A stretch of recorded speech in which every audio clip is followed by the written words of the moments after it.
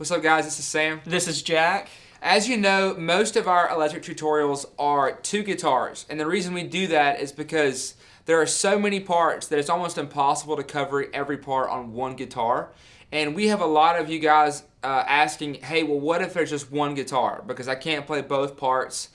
We understand that, because for us to make a tutorial, we're taking the 6 or 7 or even 8 guitars that Elevation or Hillsong or whatever put in the song and condensing it into 2 parts. So there's always stuff left out. And so we want to show you our approach and show you how we would take even our videos and combine those into one guitar. So we're just going to kind of talk you through our process and how it works. And then we're going to show you some examples from King of My Heart and You Make Me Brave. So let's jump in. So Jack, what are your first thoughts on this? So my first thoughts are, kind of starting out, electric guitar is really supposed to fill space. You're one of the loudest instruments in a live mix. And so my approach is fill up that space as much as possible. You know, you don't want to have a super heavy reverb on all the time, because heavy reverb, heavy drive, that doesn't constitute filling space, but sometimes it does help. But what I would say is, first off, look at the song, look at the parts. So if it's one of our videos, kind of go through whether it's lead or rhythm and see, okay, well, what are the parts playing? And then what parts are prominent in the mix. When I listen to not just this tutorial, but when I listen to the actual record, you know, what parts am I hearing and what parts are most prominent? And honestly, it sucks to say, but you know, for electric players, our instinct is to want to play lead all the time, but sometimes you just have to sacrifice lead in order to fill up that space. So that's my approach, is kind of filling up the space. You know, if it's a big chorus, doing big chords, you know, trying to make the mid-range feel as big as possible. Yeah, I think some things to add. The thing that Jack hit on that I think is most important is you want to fill the right amount of space. And that's in any scenario, whatever instrument you're playing. If the keyboard is moving a whole lot, you don't want to be moving a whole lot as well, because you're going to be clashing at some point and it's too much activity. It takes away from the words. But if nothing's happening, you know, if there's a pad and the keyboard is just playing chord changes, bass is just hitting whole notes, that gives you the freedom to say, okay, this song needs some movement here, so I'm going to add some movement. And that's kind of your perspective as you're looking at this, is to find out how to fill the right amount of space. So let's look at King of My Heart, and let's kind of see how this works. So we're just going to play through real fast verse 3 and 4 into the chorus with the actual parts, and then we're going to break it down how Jack would do it and how I would do it. So Jack, let's do it from the top of the verse. So 1, 2, 3, 4.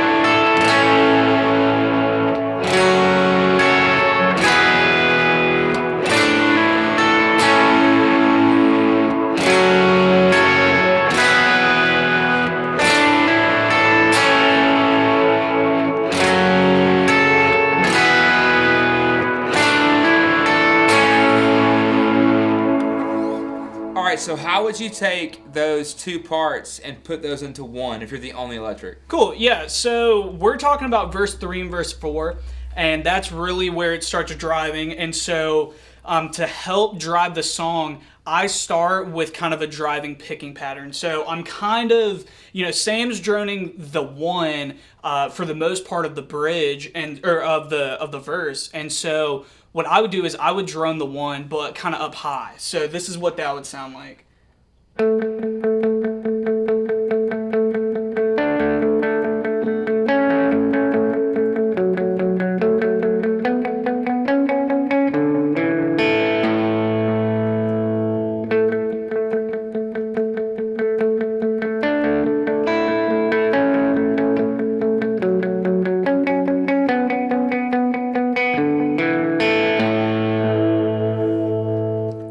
So how do you get into the chorus? Yeah, so going from there, I would then kind of do a higher up chord inversion. So I'd go.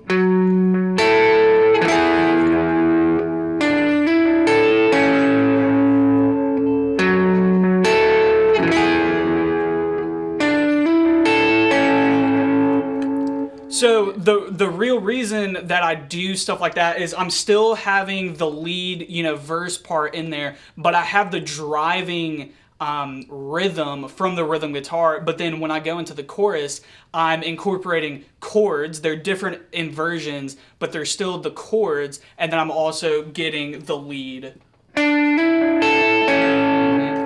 there. So yeah, that to me that's the most significant line is that suspension and the resolution.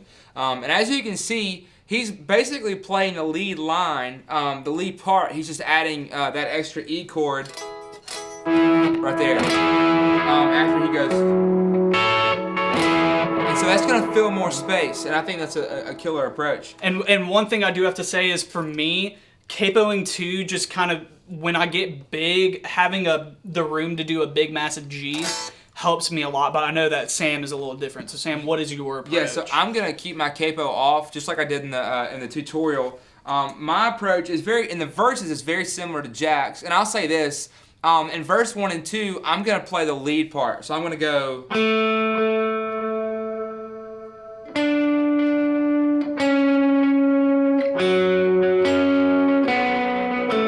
It leaves a lot of space, but there's movement, and I'm not, the like tremolo's not there. So when it gets to verse 3 and verse 4, I'm gonna vary a little bit from that, and so I'm similar to Jack, and you'll see how. So I'm gonna start with that driving line. So.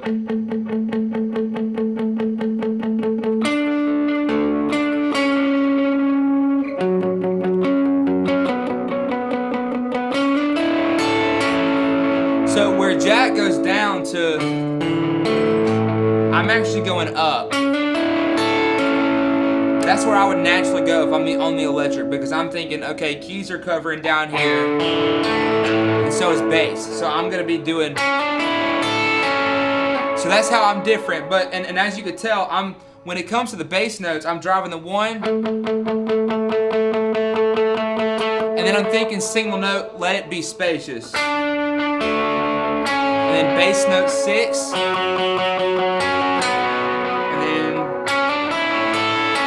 So I've got driving in there, but I'm also letting the single notes have their space. And if you think about the song, verse 3 and verse 4 is when the drummer goes to the rims, and so he's filling the same tempo that you are. So you don't have to have that consistent the whole time. I love how Jack did that, but mine's a little bit different in that regard.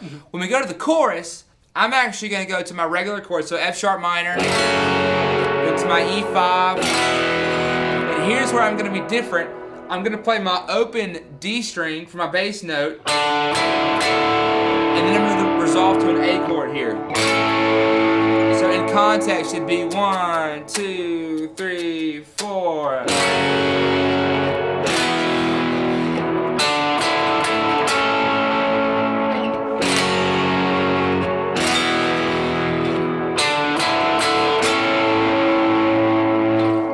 And so it's not much different from Jack's, but I'm getting that lower end F sharp and E here, where he's here. And it's not that much different, it's just how I prefer to play it. So the cool thing is about this approach is there's not a right or wrong way.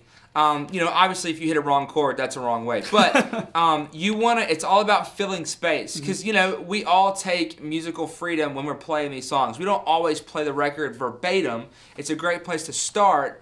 But it gives you a lot of creativity, or a foundation to be creative off of. So let's look at King of My Heart. Well, one more thing I want to say about King of My Heart is notice how both of us had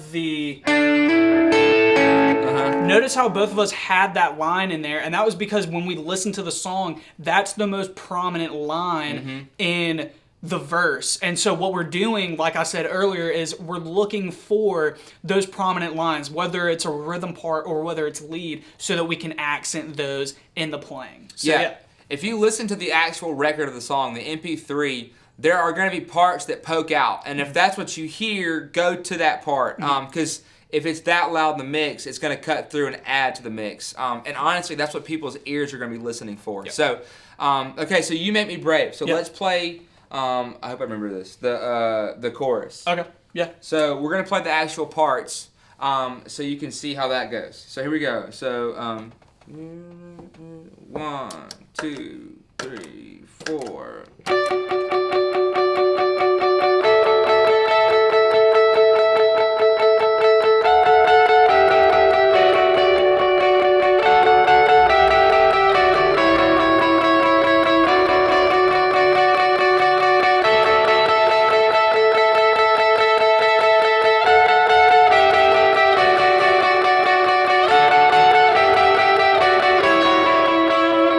Cool. So there are 2 individual single note lines going on. So Jack, how would you approach that? Yeah, so my approach is kind of the same as Sam's, honestly, where we are trying to incorporate both of those single note lines together. And so it would kind of look like this.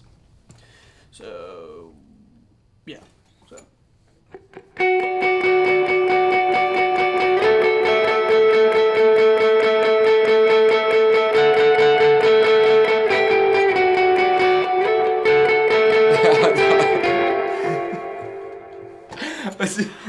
This is I did this. Yeah,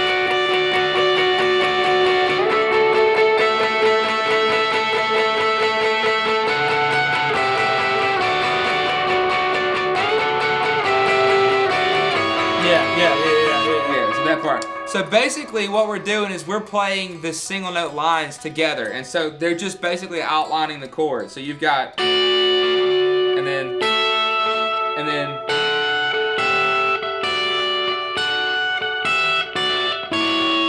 so that's the whole chorus. And so you're able to play both parts technically. It's pretty cool. The hardest thing is that you don't want to hit the harmonic on the B right there, and you don't want the B to be open, so you got to mute that string. But it's totally possible. You just got to get used to it. So what about on the choruses or the bridge? Let's go to the bridge first. Okay. So how do you, because on the bridge you've got the 2 parts. You've got, and then you've got, Yeah. so how do you manage that? So, kind of this part that starts coming out of the chorus, and so I'm going to start my approach from the chorus. And so how that goes is I usually live play the lead part. So when we did the video, my part is.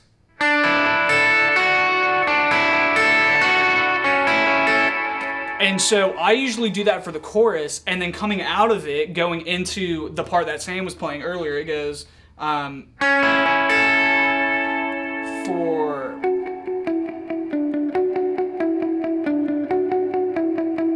bridge to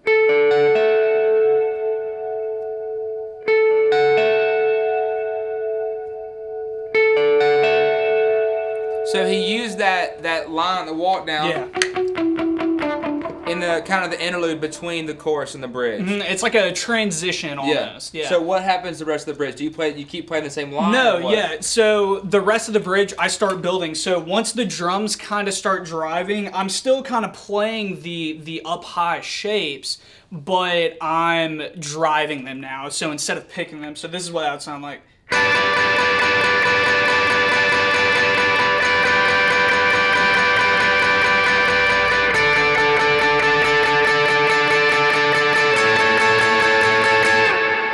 And so when the drums, are just going crazy on the last bridge or two, like the last couple of lines, then I kind of move back down so that I'm filling even more space. So I'm kind of covering that space in between, bass and keys and the, cymbals and the high vocals and the higher up stuff. So I would then go to...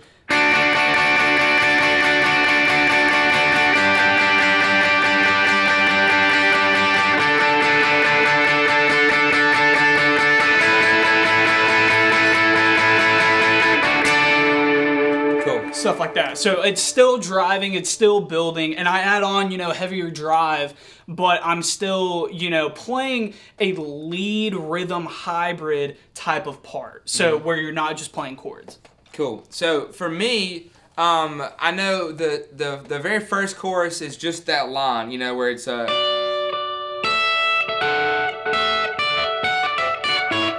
part, right? Yeah. So the second chorus, I'm gonna be playing the other lead line, which is the. Wait, what is it? Yeah. So I'm gonna be playing that on the second chorus. However, on the third chorus, so after the bridge, I'm gonna go to massive chord. So I'm gonna play.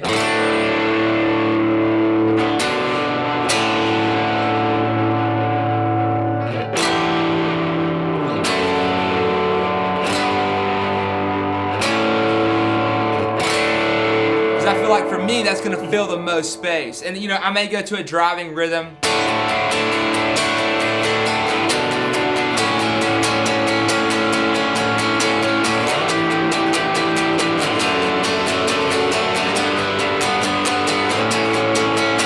Again, it's just determining how much space there is to fill. So the bridge, I think me and Jack would do it a little bit different. So when we get at the bridge, I would start with this lead line here, the kind of real soft. You mind playing the changes for me? So Yeah. 1, 2, 3, 4.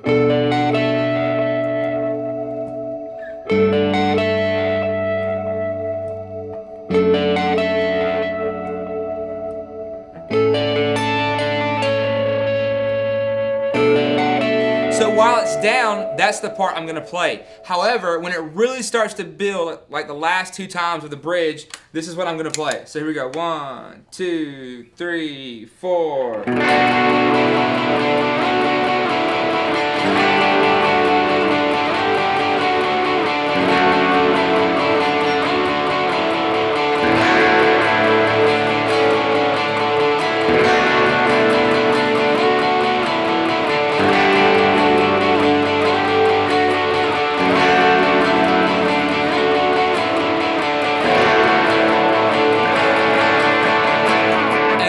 Last time, so I altered the line a little. The line really doesn't change. It's just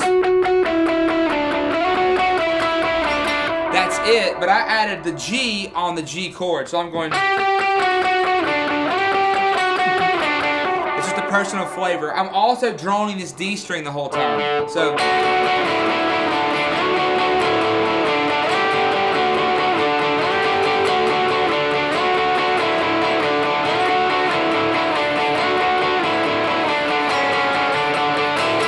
I feel like that fills a whole lot more space because the D is kind of covering the bass note or more mid-range. The very last time in the bridge, I'm going to slide all the way up an octave. So last time, 1, 2, 3, 4. And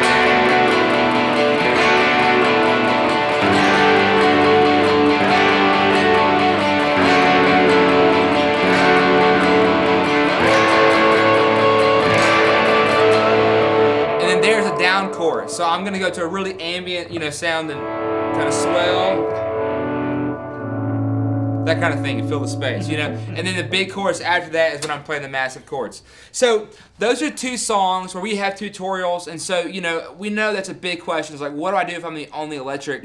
Hopefully this kind of helps you to gain an approach or kind of insight to how we approach playing. Because there's times, our church just got to where we have 3 electrics now. So we can actually run 2 parts or 3 parts, whatever. But we used to be 1 electric every Sunday. And so we were constantly having to fight the same battle that you're fighting. Yeah, and for me, my church, I was the only guitar player for... still now, I'm still really the only guitar player on a given Sunday. Period. Acoustic, electric, whatever. So that, gets into, okay, how do I fill the most space? So that's why I stress so much filling space, is because when you're the only prominent electric, and prominent instrument kind of in the mix, it's your job to play good and then play the right notes. Yeah. Yes. Cool. So this is super informal, but we really hope this helps. If you've made it to the end of the video, congratulations, you get a gold star. If you have not yet, hit that subscribe button, and as always, appreciate you guys.